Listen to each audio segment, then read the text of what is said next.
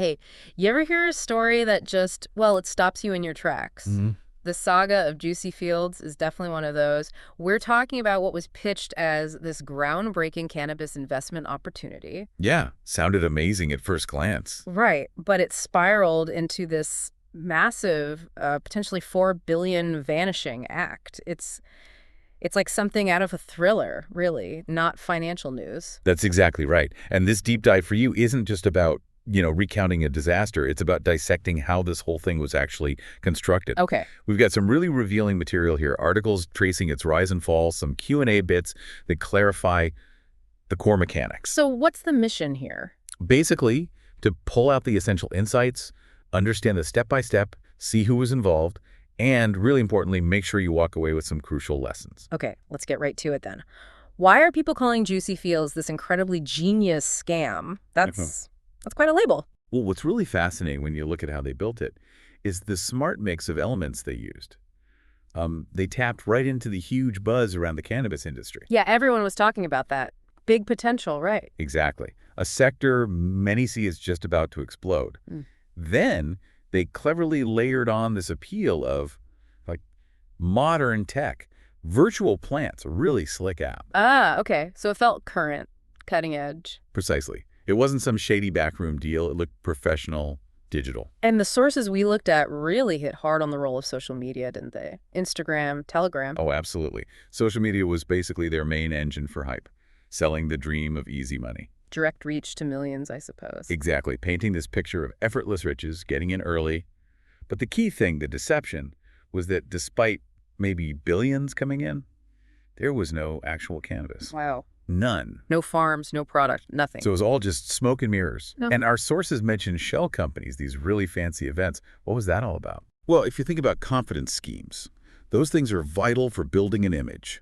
Legitimacy? Right. The shell companies, they help hide where the money's going, add layers, makes it hard to track. Okay. And the lavish events, the parties, the flashy stuff, it's all about creating social proof. Social proof. Yeah, you see other people looking successful, enjoying it, you're more likely to think, hey, this is real, and jump in yourself. Yeah. Those events were staged to look like huge success. And the returns, they were promising just crazy numbers, weren't they? Like 100%. That just screams too good to be true. Should have been a massive red flag. It really should have. And this raises a key point for you, the listener, about evaluating opportunities. Yes, 100% promised return. Huge red flag. You just don't see that with legitimate investments. Never.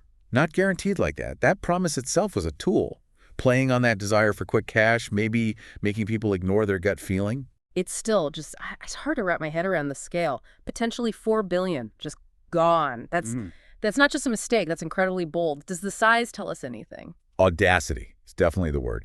And what's also revealing, is it didn't just stop when it collapsed in July 2022. Oh. The sources talk about these attempts to offer refunds, launch, Juicy Fields 2.0. Oh, yeah, the double whammy. I read about that. Trying to scam the victims again. Exactly. It's a sadly common tactic, actually.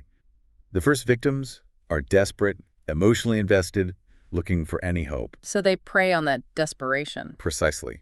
This Juicy Fields 2.0 was just another layer, exploiting people who'd already lost so much. So they built this really convincing online picture, yeah. Social media, that professional-looking app, making it seem like you were investing in real plants. How did that actually work to hook people initially? Well, the social media part was crucial for that first wave. Very visual stuff, probably testimonials, maybe fake, maybe real, who knows, targeted ads. Right, hitting the right audience. Exactly. Then the app. It felt legit, professional. You could see your plants, track their growth, see projected returns. So it almost felt like a game. Kind of, yeah. Yeah. It gamified investing, made it feel less risky, more exciting. The app probably showed fake growth charts, fake transactions, creating this illusion of activity. That makes sense. Seeing progress makes you feel good, even if it's not real. It taps right into that psychology. So this whole virtual farm inside your phone, and like we said, the shell companies and those fancy parties helped make it seem real in the real world too. Precisely. The shell companies moved money around, created a smokescreen, made it way harder for anyone looking in, or later investigators, to follow the cash. They're not illegal by themselves, right? Shell companies? Not necessarily, no. But they become tools for fraud when used to hide money flows, hide who's really benefiting. Creates a complex web. And the parties. The luxurious event sent a powerful message. We're successful, we've got loads of money. That social proof we mentioned, it's super persuasive, especially if you're not, deeply experienced in checking out investments. Then, boom, July 2022, the whole thing just collapses. Yeah. Website offline, accounts frozen. What was the immediate fallout? Devastating. Huh. Just devastating for the investors. Our sources estimate losses starting at 400 million, maybe up to several billion. Imagine that feeling. Your investment just gone. Yeah, suddenly realizing the money you thought was safe, growing, Yeah. it had vanished. The digital platform representing it just disappeared overnight. And the human cost must have been immense. The sources mentioned life savings wiped out. This wasn't just numbers, was it? Absolutely not. Yeah. For so many, this was retirement money, Yeah. college funds, hard-earned savings they were counting on. Yeah. The emotional toll, the psychological impact of realizing you've been scammed on that scale, Yeah. it can be catastrophic. Yeah. Real hardship, real distress. And the hunt for the people behind it. It's still going on, right? Sergey B. is named as a key suspect. Apparently, he's got a history with this stuff. That's right. It's a hugely complex investigation across multiple countries. Sergey B. is definitely a central figure. And yes, these alleged links to other scams, well, they certainly raise serious questions. The raids in 2024 sounded like a big step. Arrests made. A significant development, yes. Yeah. Sergey B. and others were arrested. But it's really crucial for you, the listener, to understand these are arrests, not convictions. Right. The legal process takes time, especially internationally. Exactly. It can be very long, face lots of challenges. And then there's this Swedish lawyer, Lars Olofsson, accused of basically scamming the victims again after the collapse. That just feels cruel. It really does. It highlights the predatory nature of some people caught up in these things. And sadly, victims can become targets again. So you have to stay vigilant even afterwards. Absolutely. It underscores for you the need to be incredibly cautious, skeptical, even when dealing with professionals like lawyers, especially when you're vulnerable after a big loss. Our sources credited Corrective and ZDF Spur for uncovering a lot of this. Investigative journalism doing its job. They mentioned yachts, castles. Sounds like a movie plot. Their work is absolutely vital, bringing transparency to these murky operations. And yeah, the details about potential assets, yachts, castles, it paints a picture of the possible scale and gives clues maybe where investor money went. Trying to get that back must be incredibly hard, though. Oh, incredibly challenging.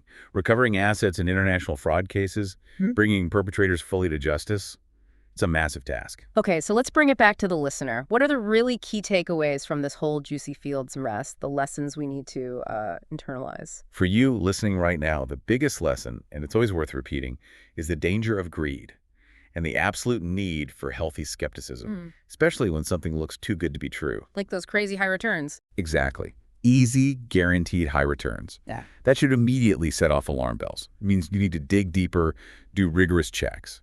But it's tempting, isn't it? You see stuff online, maybe influencers promoting something. Looks like easy money. And that's precisely where critical thinking is essential for you.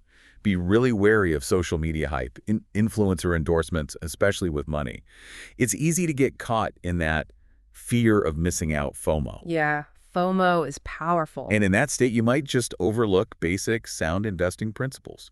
Caution goes out the window. And the fact this scam specifically targeted the cannabis boom, that's important too, right? Scammers follow the trends. Exactly right. Cannabis, crypto, AI, whatever the next big thing is. Times of excitement and opportunity attract people looking to exploit that buzz, exploit maybe the lack of deep knowledge among new investors. So always prioritize facts, do your own research. Yes. Prioritize facts, independent research over flashy marketing and promises that sound way too good. And the final takeaway, it's a bit unsettling. The people behind Juicy Fields might still be out there. Well, yes.